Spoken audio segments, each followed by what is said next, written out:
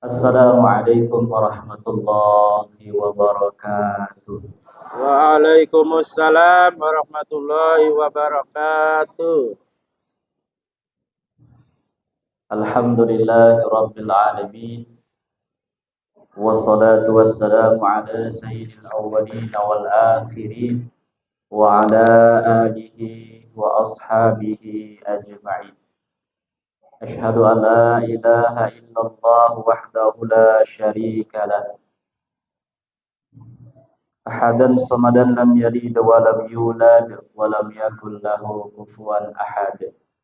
Wa ashhadu anna sayyidana Muhammadan abduhu wa rasuluh alladzi la nabiyya ba'da.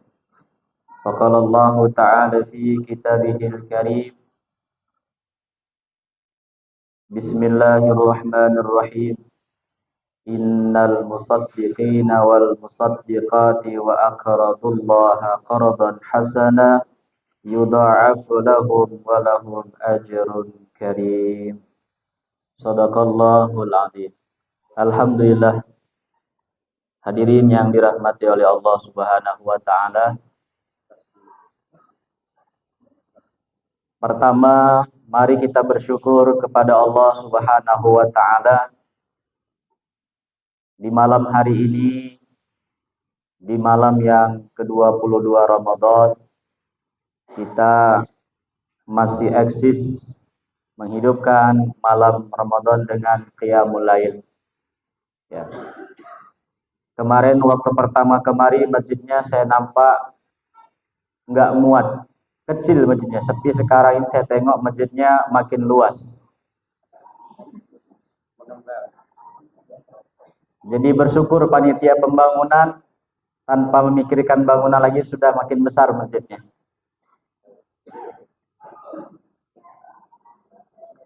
Kemudian kita bersalawat kepada Nabi Muhammad SAW beserta keluarga dan sahabatnya dengan lafaz Allahumma sholli ala Sayyidina Muhammad wa ala ali Sayyidina Muhammad. Diberkah salawat, dengan berkahnya salawat ini mudah-mudahan kita semua mendapatkan syafaat dari Nabi Muhammad SAW fit dunya wal akhirah, di dunia sampai nanti di akhirat. Amin ya rabbal alamin. Bapak Ibu hadirin hadirat yang dirahmati oleh Allah Subhanahu wa taala. Alhamdulillah, karena saya sudah terkenal berasal dari Belanda. Yang kemarin kenakan dari Belanda, padahal saya dari Rotterdam. Rorinata masuk dalam. Ya. Tepatnya Rotterdam aja. Ya.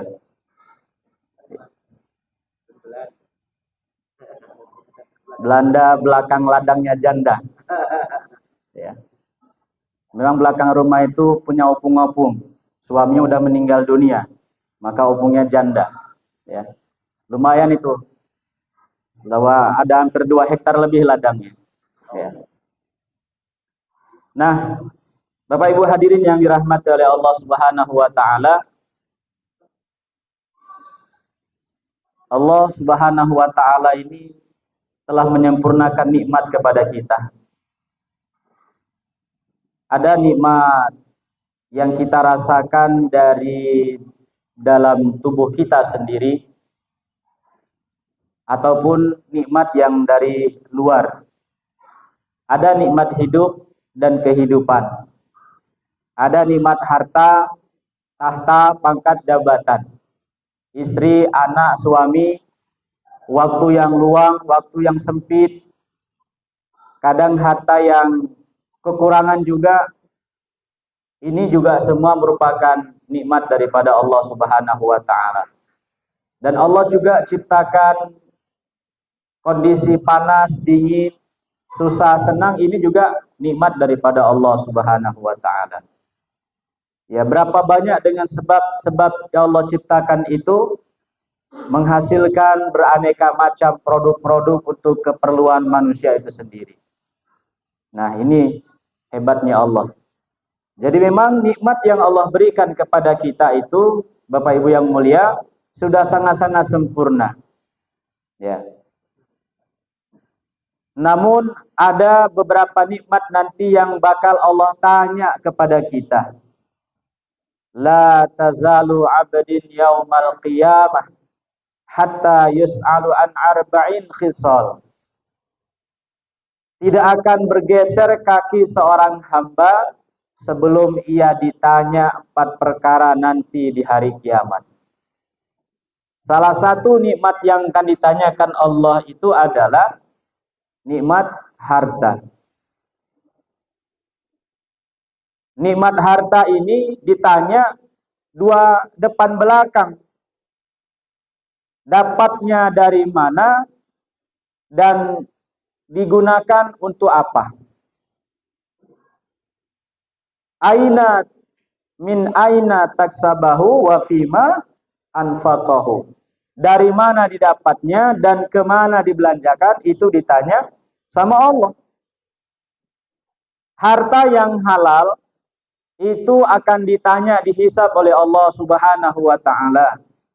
Kalau harta yang haram, sudah pasti diazab oleh Allah Subhanahu wa ta'ala. Kadang harta itu halal, tapi cara mendapatkannya haram. Jadinya jadi haram juga. Ada dapatnya halal, tapi dibelanjakan ke tempat yang haram.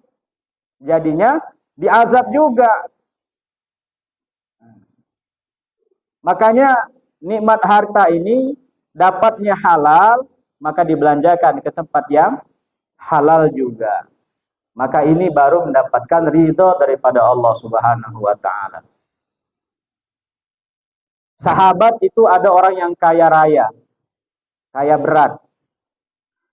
Di masa Abdurrahman bin Auf, di masa Rasulullah, Abdurrahman bin Auf itu merupakan salah satu sahabat yang terkaya. Ketika dia di Mekah, dia ini sudah jadi seorang saudagar, jadi pedagang. Ketika dia hijrah ke Madinah, dia tinggalkan harta bendanya di Mekah. Dia sampai di Madinah nggak punya apa-apa. Cuman dia dipersaudarakan dengan Sa'ad bin Rabi', seorang sahabat Ansor yang punya istri 4. Mau diceraikan istrinya, mau dikasih 1 sama Abdurrahman bin Auf. Nah, kita kayak mana mau ngasih istri ya kan? Orang istrinya cuma 1. Nggak mungkin dibagi 2. Nah, ibu hadirin yang rahmati oleh Allah Subhanahu wa ta'ala. Dan Abdurrahman yang kaya ini, dia ditawarkan ladang. Silakan ambil itu ladangku, kerjakan. Dia bilang, tunjukkan aja aku jalan ke pasar. Ternyata ketika ditunjukkan jalan ke pasar, dia pun menjadi orang yang kaya raya di kota Madinah juga. Ya. Bagaimana kekayaannya? Tak terhitung banyaknya. Nggak terhitung banyaknya. Sampai dia meninggal dunia, hartanya pun nggak habis. Saking banyaknya harta itu. Nggak tahu lagi di mana dia. Ya. Tapi Abdurrahman bin Auf ini adalah orang yang mempunyai sifat dermawan. Dia adalah orang yang sangat cinta kepada hartanya, sehingga hartanya itu dia belanjakan di jalan Allah Subhanahu wa ta'ala. Dia infakkan. Dalam peperangan Tabuk, beliau ini membiayai, memberikan kendaraan orang-orang yang tidak memiliki kendaraan pada waktu perang Tabuk. Ada lagi sahabat Sayyidina Abu Bakar. Sayyidina Abu Bakar ini juga termasuk orang yang kaya. Tapi kekayaannya ini, ketika dia memiliki harta yang begitu banyak, dia bawa harta, seluruh hartanya di jalan Allah untuk diinfakkan ketika itu pada waktu perang Tabuk. Semuanya. Nah. Maka Bapak Ibu hadirin yang dirahmati oleh Allah Subhanahu wa ta'ala, walaupun begitu, kata Nabi SAW, wahai sahabat-sahabatku di akhirat, ada sahabatku ini yang paling lambat masuk surga. Paling lambat masuk surga, dia berjalan merangkak-rangkak di atas jembatan Shiratal Mustaqim.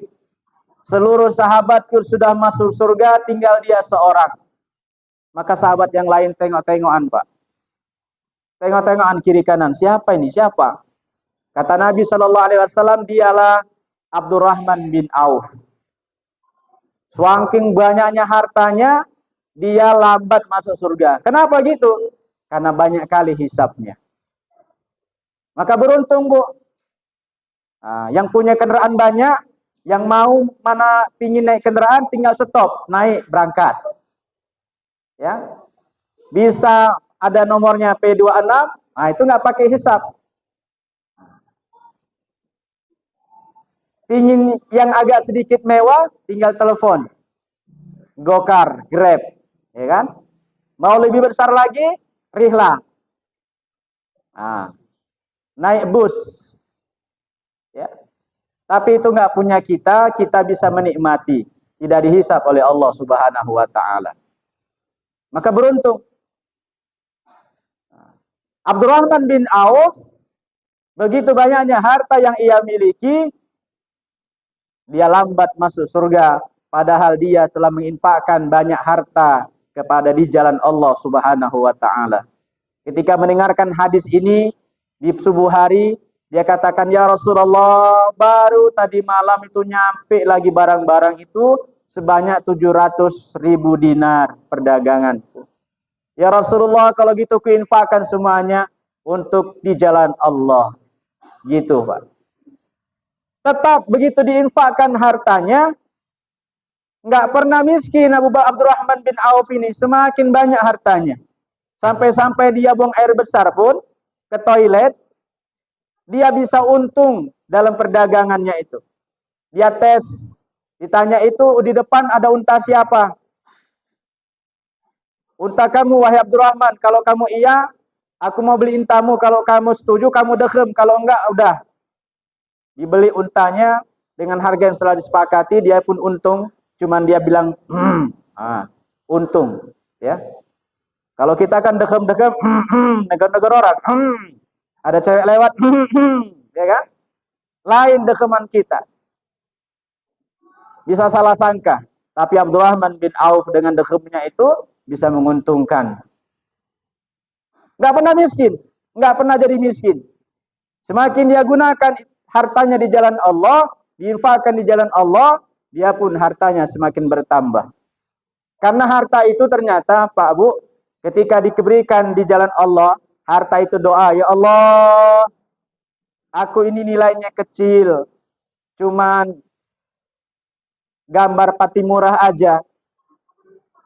Tapi karena sudah diinfakkan, makanya dilipat gandakan sama Allah, dia pun jadi banyak.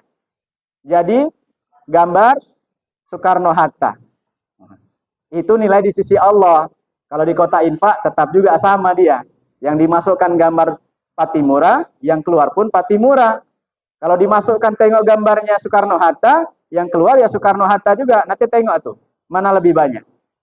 Nah, kalau di kota infaknya masih banyak gambar pahlawan-pahlawan perjuangan, berarti memang lagi berjuang. Tapi kalau udah banyak yang gambar Soekarno-Hatta, berarti dompetnya sedang merdeka. Ya. Kenapa? Karena itu pahlawan proklamasi kemerdekaan. Bapak Ibu hadirin yang dirahmati oleh Allah Subhanahu wa Ta'ala, ingat, ketika harta kita infakkan, dia tidak akan pernah merasakan kemiskinan. Dan ketika kita menginfakkan harta pada hakikatnya, kita telah meminjamkan harta kita kepada Allah Subhanahu wa Ta'ala. Innal musaddiqina wal musaddiqati wa aqradullaha qardan hasanah yudha'afu lahum wa lahum ajrun karim. Laki-laki yang bersedekah atau perempuan yang bersedekah yang menginfakkan hartanya di jalan Allah, sungguhnya dia telah meminjamkan pinjaman yang baik kepada Allah Subhanahu wa Ta'ala. Tuh, Pak, Bu, bahasa Allah itu indah kali. Seolah-olah itu Allah butuh sama uang kita. Allah pinjam dengan kita. Padahal uang kita itu datang daripada Allah. Tapi dengan bahasa yang lembut, bahasa yang sangat sederhana, Allah mau menaikkan derajat kita. Allah mau memuji orang-orang yang mau bersedekah. Siapa yang mau menginfakkan hartanya di jalan Allah, berarti dia itu sedang meminjamkan uangnya, hartanya kepada Allah. Bu, kalau uang ibu saya pinjam, ya, belum tentu ibu ngasih. Saya bilang nanti saya kasih tambahin lah. Percaya pun enggak ibu? Ya kan? Enggak percaya, masa Ustadz minjem? Mungkin gitu enggak percayanya. Ya kan? Tetangga kita minjam, besok ya, seminggu lagi ya, datang pun enggak ada yang ngasih kabar. Ditanyain pura-pura marah dia. Baru pun 50.000 pinjam, udah nagih-nagih macam mana, macam 1 juta yuk kepinjam. Marah-marah pula dia. Ya kan? Ini Allah Subhanahu wa taala yang meminjam kepada kita. Kapan kita perlunya, hadirin yang mulia? Nanti ketika kita menghadapi kehidupan yang sangat-sangat susah. Di mana itu? Di kehidupan akhirat, Bu. Macam mana susahnya? Di sana kita nggak punya rumah, Bu. Di sana kita tuh nggak ada rumah, kita nggak ada ruko, nggak ada tenda. Tapi orang-orang yang berada di padang mahsyar, yang matasnya matahari dikatakan cuma sejengkal, dengan sebab sedekah yang kita keluarkan itulah sedekah itu menjadi payung kita di yaumil mahsyar. Di saat itulah kita membutuhkan banyak keperluan, dan disitulah Allah Subhanahu wa taala kembalikan apa yang telah kita pinjamkan kepada Allah, harta yang kita infakkan di jalan Allah. Minimal di dunia ini Allah kasih 10 kali lipatnya. Sebanyak-banyaknya berapa? Wallahu yudha'ifu liman yasha. Terserah kepada Allah berapa dia mau mengganti daripada pinjaman itu. Nah, makanya kalau kita ini luar biasanya ini harta yang kita miliki itu supaya berkah kita infakkan. Ini ada mau dekat akhir daripada Ramadan, menjelang Idul Fitri, maka kita keluarkan zakat fitrah kita. Yang punya harta yang lebih, jangan pelit-pelit, jangan sembunyikan hartanya. Kalau memang sudah sampai nisab dan haulnya, keluarkan zakat harta Bapak Ibu itu. Jangan disimpan-simpan. Sebab kalau menyimpan-nyimpan harta yang sudah masuk kadar nisab dan zakatnya, haul dan nisab zakatnya disimpan-simpan, maka harta itu bisa jadi penyakit. Semisalnya itu Pak Bu, kalau kita banyak makan, kita simpan makanan itu dalam perut, lama-lama kan pasti dia ada terasa sesak, buang air besar. Mau kita keluarkan itu nggak kita keluarkan, kira-kira kayak apa di dalam perut itu? Nah, jadi penyakit. Maka harta itu yang kita keluarkan, kita infakkan, kita zakatkan itu pada hakikatnya adalah untuk membersihkan harta kita. Dan orang yang menginfakkan harta itu dia sadar bahwa harta yang ia miliki ada hak orang lain di dalamnya. Ya. Pak Bu, kenapa Allah Subhanahu wa taala gandeng ayat aqimis shalah wa atuz zakat? Artinya orang yang sholat itu harus juga mengeluarkan zakat. Dalam sholat kita itu, ketika kita sebelum terakhir, rukun yang terakhir itu, apa? Mengucapkan salam ke kanan dan ke kiri. Maknanya apa? Kita suruh melihat bagaimana keadaan saudara-saudara kita yang sebelah kanan kita. Yang sebelah kanan tempat tinggal kita, yang kiri kita, depan belakang itu kita lihat. Bagaimana keadaannya? Bagaimana? Maka kondisinya adalah kita harus saling peduli, memberikan manfaat bagi saudara-saudara kita.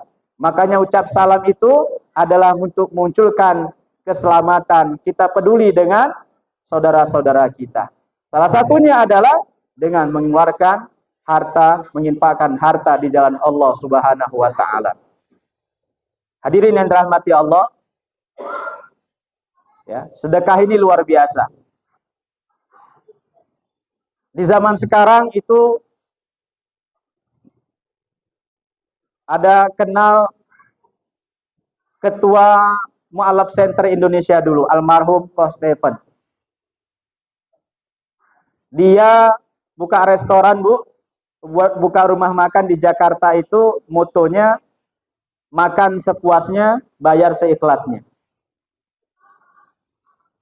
Macam mana itu? Terserah, mau makan apa aja, berapa aja, mau tambah 5 kali, bayarnya seikhlasnya. Kawan saya kurang kerjaan memang. Dia mau tes. Dia makan, sudah makan di situ, dia bungkus lagi. Ketika datanya kasir, berapa? Terserah Bapak. Seikhlas Bapak mau bayar berapa? Saya kasih 5.000 boleh? Ya terserah Bapak. Bapak ikhlasnya 5.000, 5.000. Padahal udah ngambil semur jengkol, ya kan? Sambal teri, sambal ikan, ayam digoreng, dibungkus, semuanya dibungkus, bawa pulang, dikasih 5.000. Sang kasirnya cuma senyum aja, Pak. Kenapa? Bayar seikhlasnya. Dari satu, bukannya tumpur dia punya restoran itu, dari satu di Jakarta sudah muncul 7 restoran yang seperti itu. Bahkan kemarin sebelum dia meninggal, dia mau buka lagi di Jogja dan di Bandung yang ke-9. Makin lebar usahanya. Kenapa? Berkah dengan sedekah itu. Berkah dengan infak. Ini orang zaman sekarang. Kalau zaman dulu siapa? Contohnya Sayyidina Utsman bin Affan. Di Madinah itu dia punya harta, tanah, ladang, yang saat sekarang ini dibangun hotel. Dulu kota Madinah itu lebarnya seluas Masjid Nabawi yang sekarang. Selebar Masjid Nabawi yang sekarang. Kalau kita lihat masuk ke Masjid Nabawi, itu di atas itu ada lingkaran macam kaligrafi, itulah batas Masjid Nabi Shallallahu Alaihi Wasallam. Pilar hijau itu, itulah masjid pertama Nabi Shallallahu Alaihi Wasallam. Kecil, kurang lebih hampir seperti ini. Lebarnya itu, itulah luas kota Madinah di zaman Nabi Shallallahu Alaihi Wasallam. Dan di depan Masjid Nabawi itu ada hotel-hotel peninggalan daripada Sayyidina Utsman yang menginfakkan hartanya yang dibangun oleh kerajaan Saudi Arabia. Kemana hasilnya itu?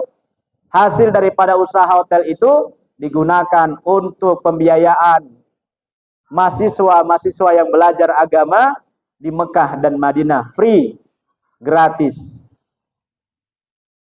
Dan di sana sudah menghasilkan alim ulama yang besar. Bagaimana pahala Sayyidina Utsman bin Affan itu? Sampai sekarang beliau umurnya singkat, tapi pahalanya masih berlanjut, Pak. Maka kalau kita mau umur kita walaupun kita sudah yakin pendek, tapi amal kita masih berlanjut, pahala kita masih terus kita dapatkan, kita gunakan harta yang kita miliki untuk diwakafkan, diinfakkan di jalan Allah Subhanahu wa taala, maka usia boleh pendek, tapi amal boleh juga panjang. Mudah-mudahan hadirin yang dirahmati Allah Subhanahu wa taala, ya. Mumpung di bulan Ramadan, setiap apa yang kita infakkan, kita amalkan ini dilipat gandakan oleh Allah Subhanahu wa taala. Dan orang yang dermawan itu sebenarnya kata Nabi sallallahu alaihi wasallam, qaribum minallah, qaribum minan nas, qaribum minal jannah wa ba'idum minan nar. Orang yang senangkan hartanya, diinfakkan hartanya itu, orang itu dekat dengan Allah, dekat dengan manusia, dekat dengan surga dan jauh dari api neraka. Tetapi sebaliknya orang yang bakhil, orang yang pelit itu ba'idum minallah, jauh dari Allah. Ba'idum minan nas, jauh dari manusia. Ba'idum minal jannah, jauh dari surga. Qaribum minan nar, dekat dengan neraka. Maka terserah kepada kita jadi orang yang dermawan atau jadi orang yang bakhil, kita kembalikan pada diri kita masing-masing. Semoga bermanfaat. Billahi taufiq wal hidayah. Wassalamualaikum warahmatullahi wabarakatuh.